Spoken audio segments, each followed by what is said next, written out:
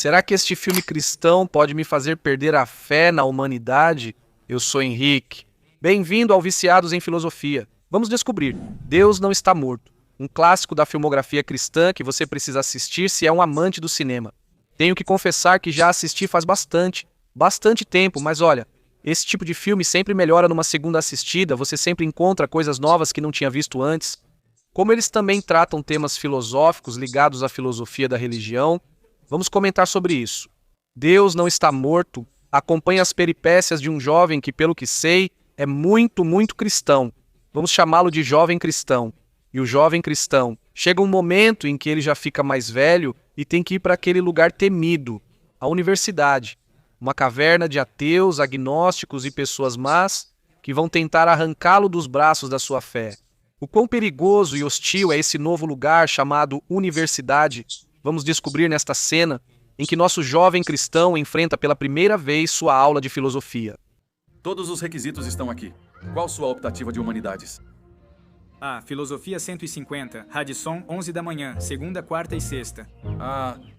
Acho que você deveria pensar em outro professor. Começa forte. Isso é cinema de alto nível. Olá? Martiniate.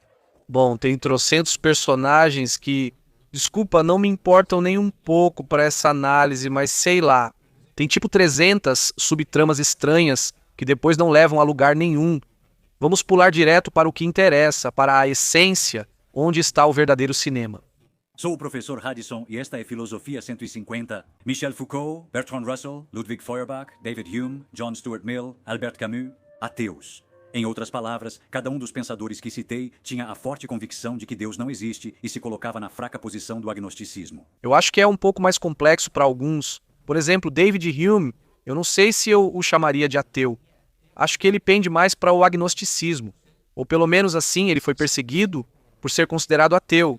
E é verdade que naquela época ser ateu também não te dava muita fama, né? Mas ele sempre, pelo menos pelo que eu entendo, sempre evitou esse rótulo, preferiu mais... Talvez, eu acho que combina mais com ele o diagnóstico.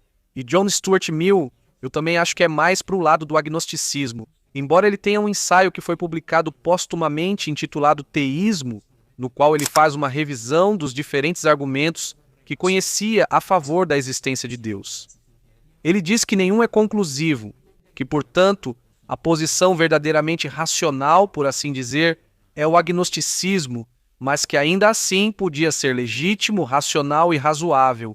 Ter esperança na existência de Deus e, de certa forma, viver como se Deus existisse ou algo assim, era um pouco estranho, se eu estou me lembrando corretamente agora. Neste semestre, proponho que paremos de desperdiçar nosso curto tempo debatendo a existência do grande homem do céu. Por que perder tempo em uma aula de filosofia debatendo algo tão importante quanto a existência de Deus? Isso é muito normal. Tudo o que preciso de vocês é que escrevam no papel que acabei de entregar. Deus está morto. E quando terminarem, por favor, passem os papéis para a direita. Sim, ou seja, sendo totalmente transparente, eu sou crente. Mas mesmo que eu fosse ateu e estivesse nessa aula, só para provocar, eu não assinaria esse papel, sério mesmo, eu não assinaria. Que me mostre e explique, pois vim aqui para aprender, certo?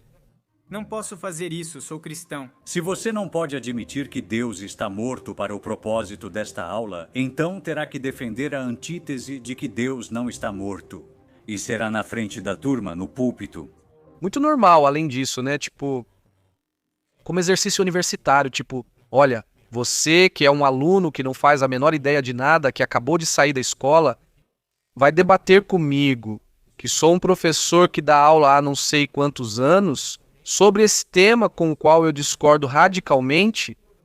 Se não me convencer, será reprovado. Ou seja, você claramente não vai convencê-lo, amigo. Para a próxima aula, por favor, leiam David Hume e os problemas da indução. René Descartes, Discurso do Método. É curioso, essas leituras são curiosas. Eu não me lembro de um texto de Hume que se chame Os Problemas da Indução. Mas, enfim, pode ser como uma coletânea de textos de Hume. O problema da indução se refere àquele problema que Hume levanta contra o raciocínio indutivo, que é que o raciocínio indutivo, em última análise, no máximo, é provável, mas não é demonstrativo. Não é demonstrativo. Porque, bom, eu posso dizer que amanhã o sol vai nascer. Mas qual é a razão que eu tenho para pensar isso? Bem, a razão que eu tenho é que o sol nasceu todos os dias que eu vi antes. Mas talvez tudo isso seja compatível com o fato de que amanhã o sol não nasça. Poder pode, o futuro não precisa necessariamente se parecer com o passado. Não temos nenhuma demonstração de que necessariamente vai ser assim, né? Então, acho curioso que ele coloque isso como leitura, porque sempre foi apresentado como um grande problema, principalmente depois para a própria ciência. Porque a ciência se baseia nesse pressuposto implícito e indemonstrável de que o futuro vai se assemelhar ao passado. Porque senão eu não poderia fazer previsões confiáveis, né? Então, acho curioso. E depois isso de René Descartes, o discurso do método, eu juraria, está aqui. Um segundo, me deem um segundo e eu vou procurar. Aqui está, tenho a versão do século XVII, eu juraria que no discurso do método, Descartes argumenta a favor da existência de Deus. Na quarta parte, demonstração da existência de Deus. Então, muito bem. Devem incluir Bertrand Russell com Por que não sou cristão? Com o que se prepararão para a apresentação do Sr. Wheaton. Também te digo, desculpa, hein? Mas isso é um livrinho. Bertrand Russell, Por que não sou cristão? É um livro longo também. Ler tudo isso em uma semana, senhor, eu acho que é um pouco trabalho demais. Você é linda.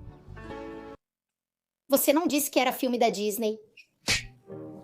Tem uma trama também muito feia, com uma família muçulmana cheia de estereótipos que você pensa, um momento, se tivessem feito isso com uma família cristã, todo mundo teria ficado revoltado. Diga que você não ficou só nessa filosofia o tempo todo. Gente, vocês já sabem o que vai acontecer. Se continuarem nesse papo de filosofia todo esse tempo, sua parceira não vai ficar feliz. Mas há alguns membros da Sociedade da Terra Plana que ainda consideram a existência de uma divindade suprema como necessária ou óbvia, ou ambas. E com isso, como eu disse antes, vou dar a ele... De verdade, ele introduziu o assunto dizendo: há alguns membros da Sociedade da Terra Plana que ainda acreditam em Deus. A mãe que o pariu. Os ateus dizem que ninguém pode provar a existência de Deus, e eles estão certos, mas eu digo que ninguém pode refutar que Deus existe. Só é possível debater esse assunto analisando as evidências disponíveis. Vamos colocar Deus em julgamento, com o professor Radisson como promotor, eu como advogado de defesa e vocês como júri. Ok, com o que ele acabou de dizer agora, eu concordo bastante mesmo. Ou seja, normalmente tendemos a entender palavras como provar, demonstrar, de uma forma bastante apodíctica, ou até mesmo de forma empírica, associada ao científico, etc. E claro, obviamente, nesse sentido não se pode demonstrar que Deus existe, nem se pode demonstrar que Deus não existe, né?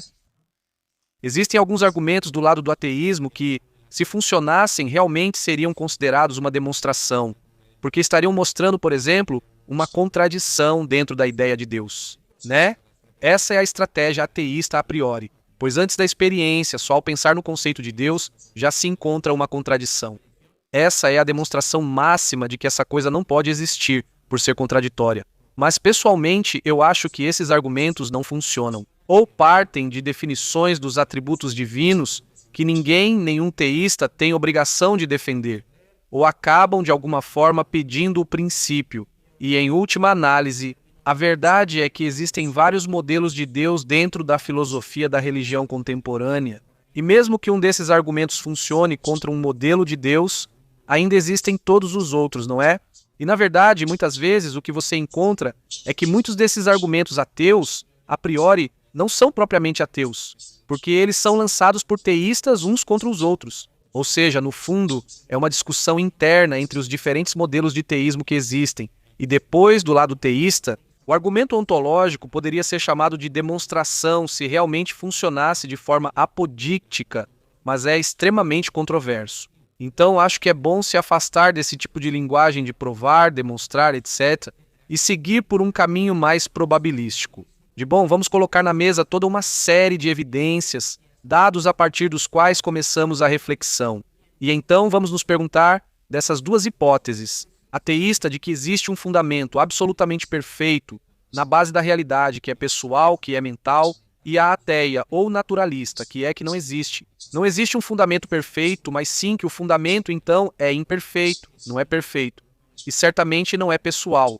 Então vamos ver, dessas duas hipóteses, qual explica melhor esses dados ou essa evidência? Não vai ser um raciocínio apodíctico, demonstrativo, que tenha que forçar a racionalidade de todas as pessoas racionais, mas pode sim ser um raciocínio que torne provável, plausível, razoável, abraçar uma das duas hipóteses em vez da outra.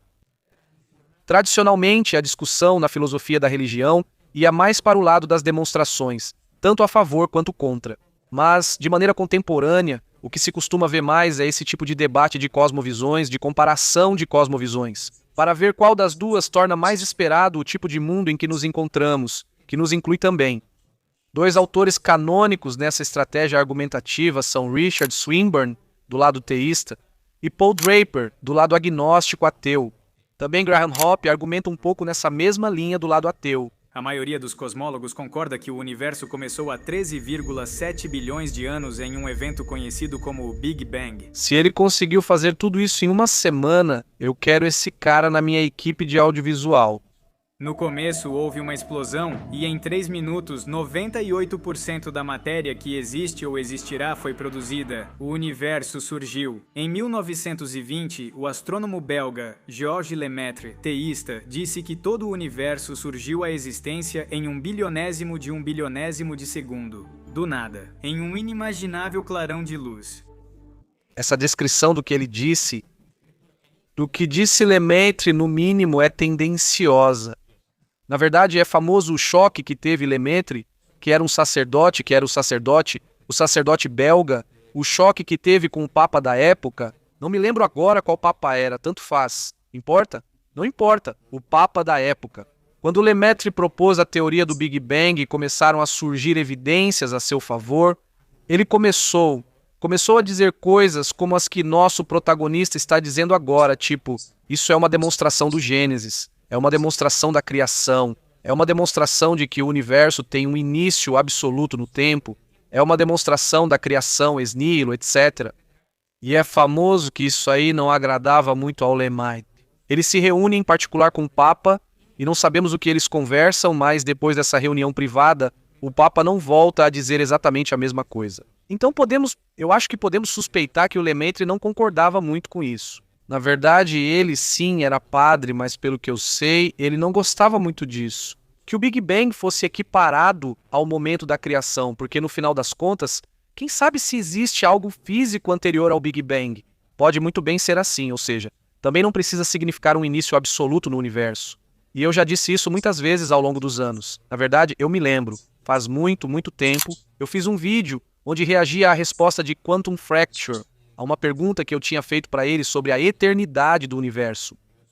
E eu dizia que, Crespo dizia que não acredita que o Big Bang indique um início absoluto no tempo. E eu dizia que sim, eu sempre pensei que isso basicamente é a mesma coisa, ou seja, que, pessoalmente, para mim, a estratégia de usar a evidência científica a favor do Big Bang como defesa de um início absoluto do tempo e do universo físico nunca me convenceu totalmente, nunca me pareceu totalmente sólida.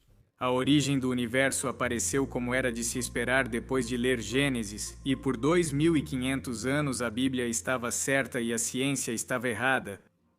Isso também é um pouco, me parece, na minha humilde opinião, bastante tendencioso, né? Ou seja, dizer que a origem do universo apareceu como se esperaria depois de ler Gênesis. Cara, você lê Gênesis. E se você levar ao pé da letra, se você ler de maneira absolutamente literal, você não tira dali o Big Bang. Claro, é a questão de levar de uma forma muito concreta, muito específica, e depois ignorar todo o resto. Será que o nosso professor, que supostamente é muito inteligente e vem refletindo sobre todas essas questões há muito, muito tempo, percebe tudo isso?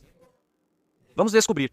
No mundo real, não vemos coisas surgindo do nada, mas os ateus querem fazer uma exceção a essa regra. Especificamente no universo, Vamos colocar esse argumento em contexto. Basicamente, o que ele está apresentando é o que na filosofia se chama de argumento cosmológico Kalam, que é um argumento que tem muita história dentro da discussão sobre a existência de Deus e que remonta até os filósofos árabes. E basicamente é um argumento muito simples de entender, porque pode ser colocado em duas premissas e uma conclusão. E foi assim que o filósofo cristão William Lane Craig também o popularizou. Tudo o que começa a existir tem uma causa. O universo começa a existir, portanto o universo tem uma causa. Como por universo, nesse argumento, está se entendendo a totalidade do universo físico material, então a causa do universo não pode ser física, não pode ser material, também não pode ser temporal, não pode ser espacial, porque tudo isso está incluído aí dentro. Portanto, você vai tirando, quando você analisa conceitualmente a conclusão do Kalam, você vai tirando diferentes atributos clássicos que, no mínimo, te fazem suspeitar, tipo, isso cheira um pouco a que essa causa é Deus, ou, no mínimo, suspeitosamente se parece. E isso eleva um pouco a probabilidade da hipótese teísta. A questão é que, até o momento, ele está usando apenas a evidência do Big Bang para defender a premissa de que o universo começou a existir. Mas o que eu sempre pensei é que a evidência do Big Bang é compatível simplesmente com o fato de que o nosso universo, a nossa região espaço-temporal, tenha começado a existir. Mas isso não significa que a totalidade do universo material físico tenha começado a existir. Porque talvez, antes do Big Bang, existia um universo físico anterior do qual este provém, ou existe algum tipo de campo físico, algum elemento físico, algo de onde o nosso universo tenha vindo, não é? Depois, há múltiplos argumentos filosóficos para defender a finitude do tempo, que já não tem nada a ver com o Big Bang, que não se importam com o Big Bang, seja ou não o início absoluto do tempo, ideia também defendida ao longo da história. Isso seria outra discussão, na minha opinião, mais interessante, mas não acho que seja o caso. Além disso, discordo de outra coisa que ele disse. Ele diz que no mundo não vemos coisas começando a existir do nada, e eu acho que isso está correto. Às vezes, são apresentados os típicos contra-exemplos de que as partículas virtuais começam a existir do nada e tal, mas isso não é verdade, ou seja, elas não começam a existir do nada. Elas vêm de um campo quântico subjacente, isso é algo, certo? Ou seja, não é nada. Tem cientistas que chamam o campo quântico, o vácuo quântico, de nada. Mas isso é brincar com as palavras, porque não é nada, é algo. Mas ele está dizendo, não, no mundo não observamos coisas que surgem do nada. Mas os ateus querem fazer uma exceção a essa regra quando se trata do universo. Mas isso não está certo. Vai ter ateus que dizem que sim, que o universo começa do nada, no Big Bang, e não se importam de estar fazendo uma exceção a esse princípio. Mas há muitos outros que simplesmente não aceitam, não concedem que o universo tenha começado a existir no Big Bang. Eles aceitam todo o Big Bang. Esse universo que começa a existir no Big Bang vem de algo anterior, e essa realidade física anterior, por sua vez, vem de outra anterior. E isso se estende por toda a eternidade, ou seja, não teve um começo. No final, acho que o mais comum, a resposta ateísta mais comum é negar a segunda premissa, de que a realidade material física realmente começou a existir em sua totalidade. Mas em seu livro, A Desilusão de Deus, Richard Dawkins diz que se você me disser que Deus criou o universo, então eu tenho o direito de perguntar, quem criou Deus? A pergunta de Dawkins só faz sentido em termos de um Deus que foi criado, não faz sentido em termos de um Deus não criado. Essa pergunta, essa resposta de Dawkins não entende exatamente o que o teísta está propondo. O teísta, quando fala de Deus, está falando de um ser necessário. Então o ser necessário existe por si mesmo, por natureza, não começou a existir, existe desde toda a eternidade. Portanto, os princípios de causalidade que usamos no argumento não se aplicam a ele, certo? Ou seja, o princípio de causalidade que usei é: tudo o que começa a existir tem uma causa. Esse princípio não se aplica a algo que não tenha começado a existir. Talvez exista algum princípio de causalidade que também deva ser aplicado às coisas que não começaram a existir, mas então quem propuser isso é que deve defendê-lo. Mas o importante é entender que a proposta teísta é a de um fundamento que seja necessário, e portanto, por ser necessário, não requer uma causa ulterior. Vejo que astutamente você evitou o fato de que Stephen Hawking, o cientista mais famoso do mundo e que não é teísta, recentemente defendeu a ideia de um universo autoprojetado. E cito: já que existe uma lei como a gravidade, o universo pode e será criado do nada. A criação espontânea é a razão pela qual existe algo em vez de nada. É por isso que o universo existe. nós existimos. Não é necessário invocar Deus para que o universo esteja em movimento. Fim da citação. Estou ficando nervoso, não é? Porque esse personagem supostamente passou muito tempo pensando sobre esse assunto. E ele chegou de maneira já claríssima e necessária à sua conclusão. E é um professor de filosofia. E a resposta dele a tudo o que o jovem cristão disse antes, que poderia ser respondida de várias maneiras, a resposta dele é um maldito argumento de autoridade. Tipo, bem, Stephen Hawking pensava o contrário. E é tipo... E o que diabos isso me importa? Quer dizer, isso é um argumento de autoridade. Rebate os argumentos, rebate as premissas, rebate... Quer dizer, faz alguma coisa com isso, mas não dá só um argumento de autoridade. Além disso, vamos lá. Eu acho que filosoficamente, se a gente analisar o conteúdo dessa citação do Hawkins, não faz sentido nenhum. Não tem nem pé nem cabeça, né? Ele diz, porque existe uma lei como a gravidade, o universo vai se criar e deve se criar do nada. Mas é tipo, beleza, né? Mas você já está dizendo que existe algo, né? Uma lei como a gravidade, então você já não tem absolutamente nada, você tem pelo menos a lei da gravidade. Então me explica como, simplesmente com a existência da lei da gravidade, o universo é criado. Mas isso não é uma criação ou uma saída espontânea do nada, entendida como nada absoluto. Porque você já está postulando algo antes, que está explicativamente antes do surgimento do universo, que é a lei da gravidade. Você nunca ia mencionar o comentário dele, mas a opinião dele permanece. O que você responde? Responda. Senhor professor, com respeito, isso é argumento de autoridade. Pode refutar minhas premissas filosoficamente? Obrigado. Você se acha mais esperto que eu? Isso, no mínimo, é agressão. Eu acho que aqui a base para uma ação disciplinar contra esse professor. Isso não é muito normal. E agora vamos ser testemunhas do que é uma reunião de ateus aos olhos dos roteiristas deste filme. Tenho um estudante na minha aula de introdução neste semestre e ele aceitou o desafio de provar a existência de Deus. Na sua aula? Sim. Que garoto bobo, você não acha? Ah, sim. Não me parece justo. Vamos, Mina. É divertido pra mim. Não posso evitar que um cara fique parecendo um idiota e cometa suicídio acadêmico. Tentei impedir... Sou um ateu malvado. Tem um segundo debate que acho chato, em que ele fala sobre evolução, Gênesis e outras coisas. Também não entendo bem o que ele propõe. Em um momento parece que ele está indo contra a teoria da evolução, depois parece que não, que quer incorporá-la ao seu discurso ateísta. Não fica claro para mim. Quando um garoto de 12 anos vê sua mãe morrer de câncer, é natural implorar a Deus pela vida dela. Ele prometeria qualquer coisa ao seu amado avô do céu, inclusive amá-lo e adorá-lo para sempre, se apenas salvasse sua mãe.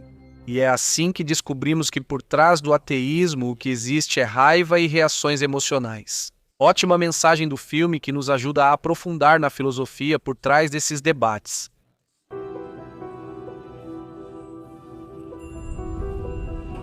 Oh! Não, amigo, não entre nesse elevador. Não entre nesse elevador, não entre.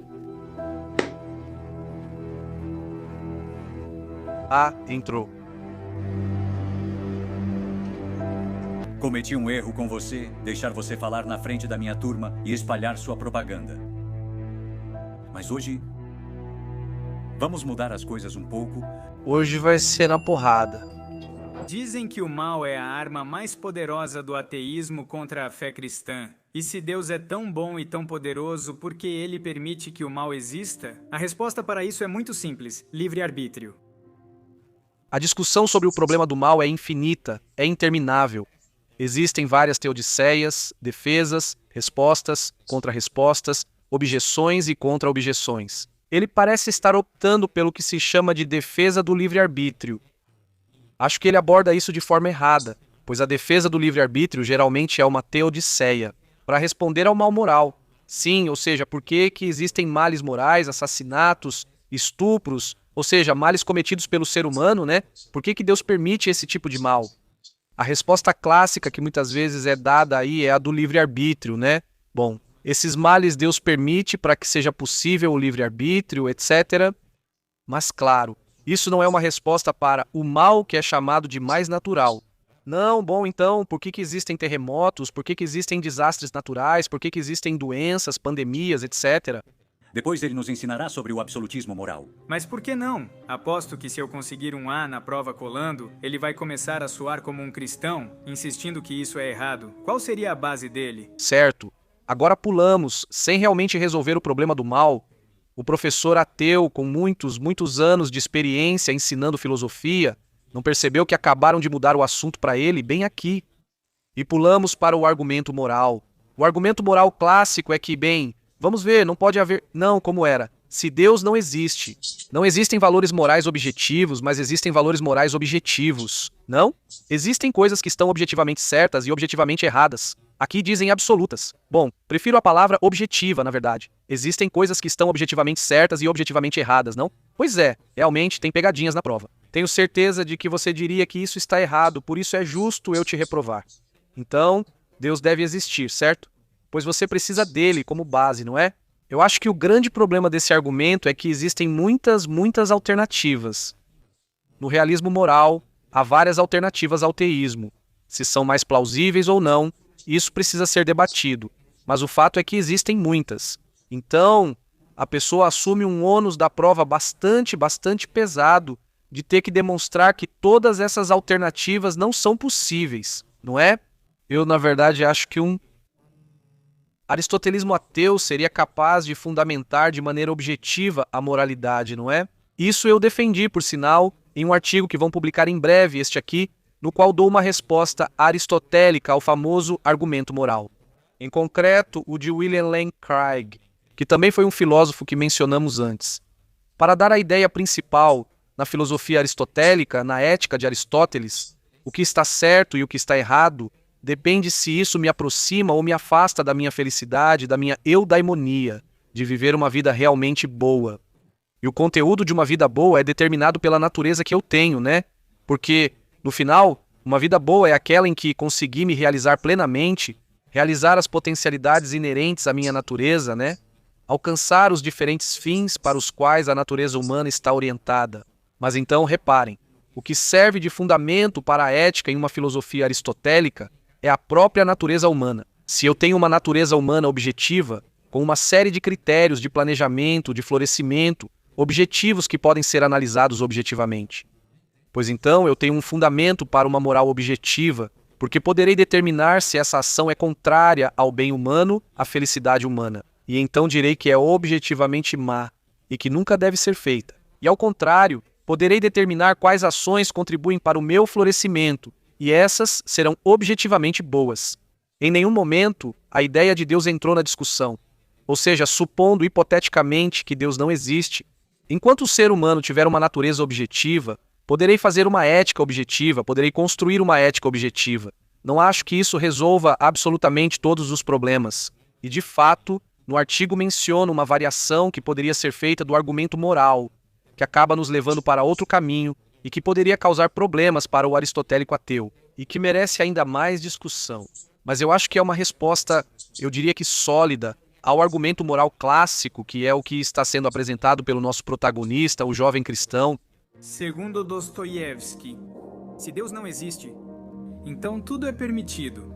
Segundo o que expliquei antes há pouco, se esse marco aristotélico, ético, é correto e sustentável, então essa frase de Dostoiévski não é verdadeira, porque mesmo que Deus não exista, nem tudo é permitido porque Deus pode não existir, e ainda existem ações que me aproximam da minha felicidade, da minha eudaimonia, e ainda existem ações que são contrárias a isso, mesmo que Deus não exista. E essa é a base do que é permissível e do que é impermissível, não a existência de Deus e seus decretos.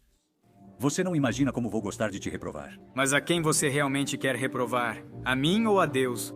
E isso já deixou de ser um debate filosófico, com razões, raciocínios, argumentos, objeções e tal. E começou a se transformar em uma batalha de galos, na qual finalmente vai vir à tona o verdadeiro motivo pelo qual essa pessoa é ateia e pelo qual certamente muita gente também é, segundo os roteiristas desse filme, um motivo emocional. Por que ele odeia Deus? porque ele tirou tudo o que era importante. Sim, eu odeio Deus. Tudo o que eu sinto por ele é ódio. Como pode odiar Deus se ele não existe?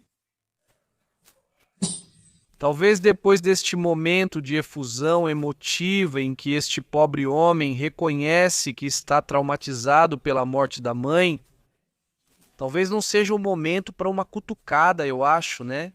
Não sei. Você não provou nada. Talvez não. Eles é que devem escolher. Deus está morto?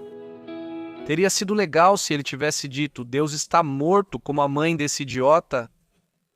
E bom, vou poupar vocês do final, mas a questão é que o pobre professor é atropelado por um carro.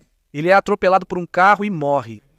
Mas não sem antes, em seus últimos momentos, em seu último suspiro, entregar sua vida a Jesus Cristo. Então, a mensagem final do filme é que Deus não está morto. Mas o professor ateu sim.